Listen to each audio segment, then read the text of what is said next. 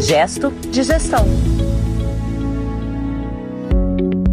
Olá, bem-vinda! Olá, bem-vindo ao Gesto de Gestão. Estamos aqui para mais uma edição desse podcast que trata da administração de escritórios de advocacia. Por aqui é o Alexandre Lupe, estou aqui no meu QG e essa é uma iniciativa do André Porto Alegre, jornalista, especialista em gestão legal, que está lá no seu QG, hoje sim falando de sua biblioteca. Olá, André!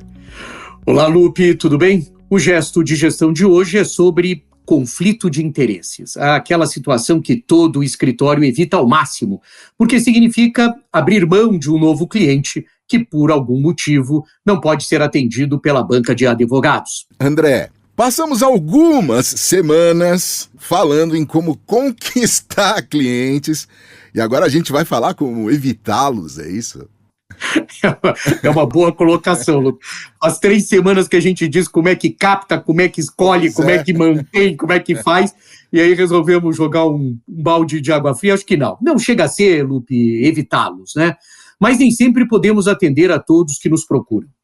O motivo mais comum é o conflito de representação simultânea ou concorrente, que surge da representação de 2 clientes ao mesmo tempo. Esses conflitos podem ocorrer ao representar mais de um cliente em uma questão ou simplesmente quando o escritório ganha um novo cliente cujos interesses são adversos ou potencialmente adversos a outro cliente atual, a um cliente que já está na carteira. No entanto, antes de recusar uma representação devido a um conflito que a gente chama aí de representação simultânea, os advogados podem verificar se existe realmente um conflito. E aqui é um ponto interessante, viu, Lupe? Porque existem muitas discussões entre sócios se o conflito existe efetivamente.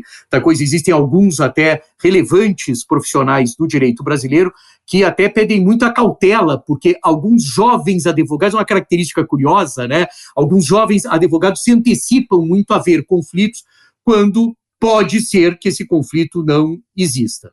É claro que esta é uma análise intensiva em fatos, né? A gente precisa se dedicar a esses fatos. Em alguns casos, pode ser muito difícil. No entanto, onde houver um potencial conflito de representação simultânea, os advogados normalmente procederão com a cautela necessária, dado ao potencial que a gente chama de desqualificação automática. No Brasil, nós não chegamos a ter tão claramente essa questão da desqualificação automática, mas em tribunais, por exemplo, nos Estados Unidos, na Califórnia, não há nem a necessidade. Se o tribunal considera que não pode haver, mesmo que o advogado e mesmo que a parte defendida, que os clientes considerem que não haja conflito, o próprio tribunal pode promover uma desqualificação automática, né? Um outro tipo de conflito, Lupe, que ocorre é quando há um conflito entre a representação de um ex-cliente, né, e a representação de um cliente atual ou potencial. Quer dizer, você já teve contato com um caso similar com um cliente que já foi atendido. Esse tipo de cliente é frequentemente chamado de representação sucessiva. As representações sucessivas não possuem a mesma regra de uma desqualificação automática nos mercados que atuam com desqualificação automática, já frisei que não é o caso do Brasil. Em parte porque, ao contrário dos conflitos de representação simultânea, que foi aquele que a gente viu primeiro, a principal preocupação não é o dever de lealdade, porque o relacionamento com um dos clientes já terminou. Ele é um ex-cliente, então eu não tenho esse compromisso, né? Em vez disso, porém, pode haver preocupações quanto à manutenção da confidencialidade do cliente, uma vez que o advogado poderia usar algumas informações confidenciais obtidas na representação anterior em detrimento do antigo cliente na nova representação, né? Então ele pode usar alguns dados na nova representação. Me veio uma coisa agora aqui, Lupe, que eu preciso te contar. Não sei se os nossos ouvintes gostam mais do sertanejo, né, de música sertaneja, mas tem uma música sertaneja que, enquanto eu estava conversando contigo sobre isso, eu me lembrei que tem uma parte que diz assim, solteiro não trai, né? Quer dizer, é mais ou menos isso. Solteiro não trai, né? Se tá solteiro, não tá traindo. Foi aquele negócio aí. Que é mais ou menos, então, que a gente poderia chamar aí das representações sucessivas, as que ocorrem, muitos clientes, Lupe, fazem um período de quarentena. Eu sei que é um assunto árido, mas é um assunto que a gente ainda vai poder tratar nesse programa, é um assunto bastante interessante, com alguma frequência hoje no mercado brasileiro. Realmente, André, é um assunto maior do que eu estava pensando. Mas assim, como se prevenir Essa é uma pergunta interessante, até independente das desqualificações automáticas, né? Até pelos constrangimentos que isso pode gerar de algum cliente eventualmente fazer um questionamento, né, sobre isso. Quando um advogado assume um trabalho adverso aos interesses, por exemplo, de um ex-cliente, né, a pergunta que precisa ser feita é se as informações obtidas durante a representação do ex-cliente podem ser utilizadas na representação do novo cliente. Se o advogado não soube e não poderia ter aprendido quaisquer confidências e segredos que pudessem ser usados em detrimento do ex-cliente, então os conflitos normalmente não impedirão a nova representação. Entende? Quer dizer, se ele não teve acesso, etc. e tal, ficou restrito só aos dados, não há nenhum impedimento. Outra indicação de um potencial conflito vem de sistemas automatizados de verificação. E aí é uma coisa interessante, e por isso é que eu trouxe e sugeri, Lupe, para que a gente conversasse sobre esse tema, porque percebo que alguns escritórios no Brasil vêm adotando esses sistemas que a gente chama de sistema automatizado de verificação de conflitos. Os computadores provaram ser um grande recurso para verificar conflitos, mas eles são tão precisos quanto as informações inseridas no sistema, né? Ou seja, você precisa levar a informação para lá para que ele possa verificar, quando você imputa outras informações, se há efetivamente o conflito. Assim, quando os advogados deixam de ter tempo para identificar todas as partes potencialmente adversas em uma questão, o sistema de conflitos será menos do que perfeito, né? Além disso, um sistema de conflitos pouco ajuda se não for usado com regularidade. Os advogados normalmente se lembram de iniciar conflitos quando um novo assunto chega, mas considerações sobre conflitos podem surgir em outros momentos, durante uma representação. Então, geralmente a gente olha para o começo, tá, Luke? Isso é um vício que se tem. Eu estou pegando esse caso, deixa eu ver esse caso. Mas é importante verificar se o desdobramento dos casos não pode gerar algum tipo de conflito. Isso pode incluir, por exemplo, quando uma nova parte se envolve como autor, como réu, como credor, como comprador ou como vendedor. Quer dizer, processos são dinâmicos. Então, com computador ou sem computador, com uma imputação de dados correta ou sem essa imputação de dados corretas, o que eu estou trazendo aqui, nessa conversa contigo, é um pouco essa preocupação que a gente tem que ter com os conflitos que a gente chama de conflitos de interesse. Não há nenhuma necessidade de se exacerbar, né, e nem de... mas eu acho que tem que... Atenção a esse caso. Eu te ouvindo agora, eu fiquei com uma sensação assim, André, de que o assunto provoca um debate sobre transparência. É isso? Faz sentido? Totalmente, Lupe. Só porque surge um conflito no sistema não significa que a representação será necessariamente excluída, né? Existem situações em que as regras permitirão uma representação mesmo quando existe um conflito potencial. Desde que o advogado, e aí entra a tua questão importantíssima, Lupe, de transparência, faça as divulgações adequadas, né, e obtenha o consentimento do cliente.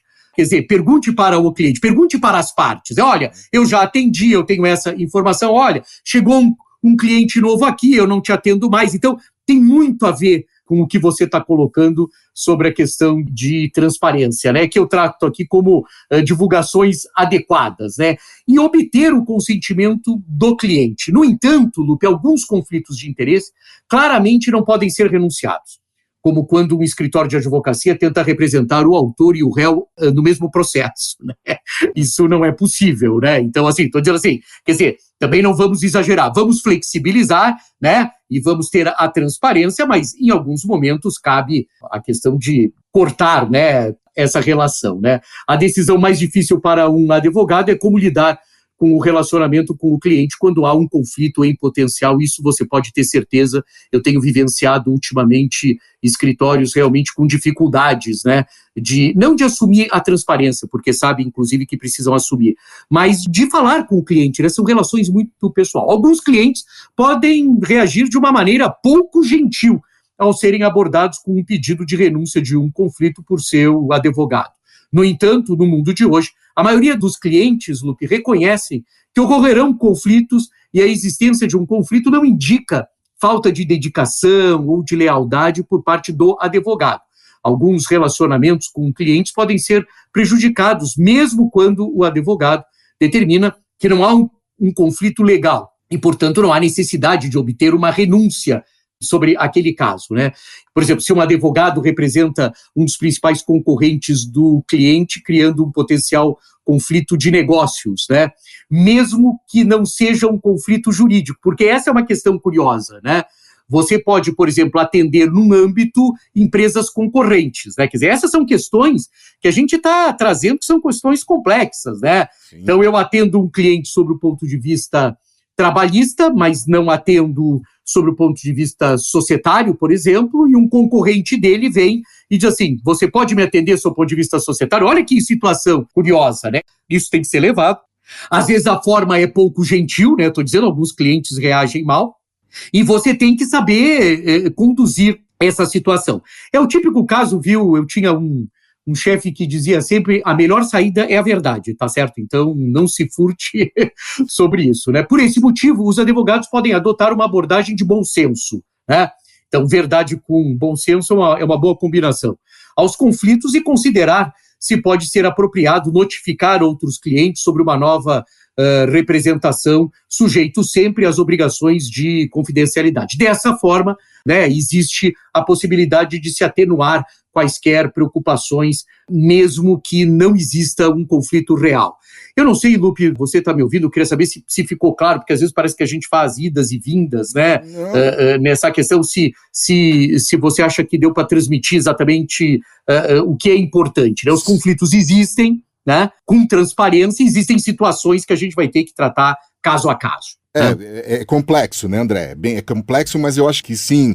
Acho que você está ajudando muito a esclarecer aí, né? Que bom. Inclusive acrescento que para você trazer esse tema aqui ao Gesto de Gestão, que o mercado de escritórios de advocacia estão cada vez mais enfrentando e com mais frequência conflito de interesse. É isso? É isso mesmo. E tem alguns motivos para isso, viu? Você está com bastante sensibilidade, Lupe, porque realmente a gente vem enfrentando, né? Há um incremento, Lupe, nos debates internos nas bancas de advogados sobre os conflitos de interesse. E esse é um fenômeno que tem algumas origens. A primeira que a gente pode identificar é uma tendência crescente no mundo da especialização dos escritórios em determinadas áreas de atuação. Isso provoca que segmentos de mercado recorram aos mesmos escritórios especializados para resolverem suas demandas. E com isso fica muito difícil afugentar o fantasma do conflito. Ou seja, quanto mais especialização, mais você cresce de reputação em uma determinada área, mais o seu nome, o nome do escritório aparece como um destaque, mais os clientes que estão demandando de algum tipo de atendimento nessa área te procuram. Curioso que a especialização, que é um fenômeno, quando eu falo que é um fenômeno recente, é no volume, né? A advocacia sempre teve diversas áreas de atuação, mas que isso tem trazido efetivamente problemas, porque a notoriedade de determinados escritórios em um mercado grande como o mercado brasileiro atiça o interesse dos clientes em procurarem o mesmo escritório, né? Outra origem é a globalização. Olha só, Lupe, por mais que a gente coloque muitas vezes que a advocacia, né, ela é muito regional, ela é muito territorialista, né? A gestão legal não, a gente importa muitas coisas, mas a advocacia em si, ela é muito territorialista, né? Cada vez mais empresas assumem um caráter global, uma abrangência tamanha que torna difícil que um outro player não atue no mesmo segmento, no mesmo território. E isso também reacende o debate sobre o conflito de interesse, né? Então, assim, as empresas globais, você começa a ver os grandes gigantes de alimentação, você começa a ter os grandes gigantes de higiene pessoal, os grandes gigantes em alguns segmentos de mercado, e aí você começa a ter concentração de marca, e aí, teoricamente, você começa a ter concentração de prestadores de serviço também. Então, olha que coisa curiosa, né? Coisas que parecem ser absolutamente positivas para o mercado e são, e significam, de uma certa maneira, crescimento para esse mercado, ou da advocacia, geram na outra ponta determinadas características curiosas, que é a especialização, o excesso da especialização, ou seja, todo mundo quer aquele rapaz por conta reputacional, e as empresas crescem de tal forma que acabam recorrendo também aos mesmos escritórios reacendendo, como a gente tinha comentado antes, a questão do conflito. E mais uma origem está no crescimento das sociedades de advogados, que em muitas situações acabam se tornando referências e, por isso mesmo, são demandadas pelos grandes clientes em situação de concorrência, né?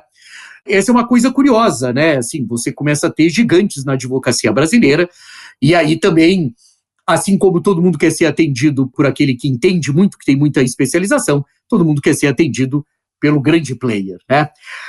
Mas tem mais um, viu, Lupe, que eu não queria sair daqui porque eu acho que é interessante, né? Antes que você formule essa outra questão. Você já deixou por último. Não, mas é que ele pode interessar bastante aos nossos ouvintes, né? Claro. E é a grande movimentação de ativos. Eu chamo movimentação de ativos a mobilidade dos advogados pelos escritórios de advocacia, né? O fato de advogados saírem de um escritório e irem para outros, e advogados esses que constroem suas carreiras nesse zigue-zague e podem migrar para escritórios que eventualmente atendam clientes em conflito com aqueles embarcados na carteira do próprio advogado. Observe que um dos elementos de contratação de profissionais de advocacia pelos escritórios de advocacia, muitas vezes são o que eu estou chamando aqui de clientes embarcados, a sua carteira. E então eu sempre alerto que quando você está contratando um advogado com carteira, verifique se não há conflito, né? Porque senão você inadvertidamente pode estar atraindo para por seu cartel de bons advogados um ótimo advogado que tenha embarcado na sua carteira um cliente concorrente, e isso vai ser uma situação absolutamente constrangedora para o seu cliente do escritório e para o cliente do advogado recém-contratado. Enfim, Lupe, os conflitos de interesse são inerentes ao crescimento do mercado e, como tal, devem ser tratados de frente, né? A gente tem que enfrentar. André, eu não consigo nem comentar, só posso te dizer assim, obrigado pela aula, que hoje foi uma senhora aula, hein? Vamos trazer para a nossa pauta aqui o nosso bom e velho gesto de gestão. Qual é o nosso gesto de gestão de hoje, André?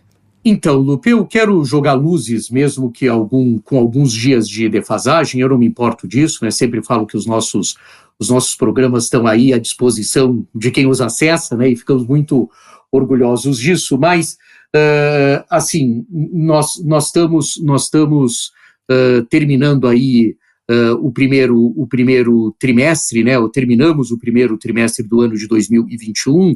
Pode ser que muitos ouvintes acessem o nosso gesto de gestão já com o término do primeiro trimestre, que é o que os americanos chamam de Q1, né? Os quarters, né? Esse momento, Lupe, é o ideal para uma revisita no orçamento e principalmente nas metas.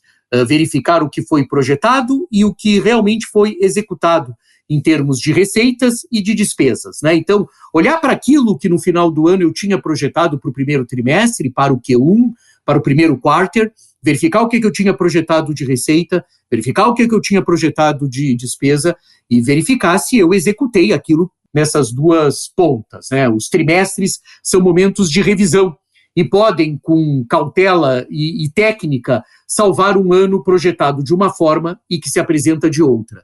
E isso não significa, tá, Lupe, o exercício... Eu sempre falo que fazer orçamento em escritório de advocacia não é um exercício de futurologia, e eu acho que eu já tive a oportunidade de dizer aqui que não tenho vocação para ser a mãe de Ná. Sim. Né? Mas é importante que a gente, primeiro, tenha um compromisso com acertar em muito, porque isso demonstra o conhecimento que eu tenho sobre o meu negócio, o conhecimento que eu tenho sobre o escritório de advocacia. Mas não há problema nenhum de que, com cautela e com técnica, eu verificar se aquilo tudo não sofreu algum tipo de intercorrência durante o ano, que ocorre também, né? Questões, por exemplo, a própria pandemia foi um caso que demonstra bem isso, né? Por isso, o gesto de gestão de hoje, visitar o orçamento e observá-lo sem medo, viu, Lupe? Não pode ter medo. O cara faz o orçamento e com o sócio do escritório e guarda, né? Sem medo, com a maturidade necessária para que se tenha tempo de corrigir algumas rotas e reavaliar os percursos que foram definidos no orçamento do ano. Esse é um gesto do final do primeiro trimestre que precisa ser repetido, pelo menos, Lupe, mais 3 vezes ao ano. E só assim a gestão legal irá cumprir o seu papel de planejamento. Então, acho que esse momento, né, que eu sinto que você gosta, né, Lupe, é um momento final do programa, mas sempre você pergunta muito empolgado para mim qual é que é o gesto de gestão, então eu devolvo a bola para vocês. Seguinte, dei o recado de novo de um bom gesto de gestão, Lupe? Deu um ótimo recado, inclusive mesmo para quem não vive o mundo da advocacia, a gente pode afirmar que todo empreendedor tem medo do planejamento e do orçamento. A gente guarda na gaveta e deixa ele lá. Mas então que vamos sem medo, Lucas, sem medo. André, obrigado mais uma vez. Um ótimo bate-papo hoje, um assunto realmente delicado e muito importante. E é assim a gente termina o nosso Gesto de Gestão, essa edição que falou sobre conflitos de interesse. Esse que vos fala é o Alexandre Lupe, estou aqui no estúdio da Compasso, que edita e publica o podcast Gesto de Gestão, e lá em sua biblioteca está o André Porto Alegre, que inclusive esse podcast é uma iniciativa dele, o André que é jornalista e especialista em gestão legal. É isso aí, nos falamos na próxima edição. Até mais! Gesto de Gestão.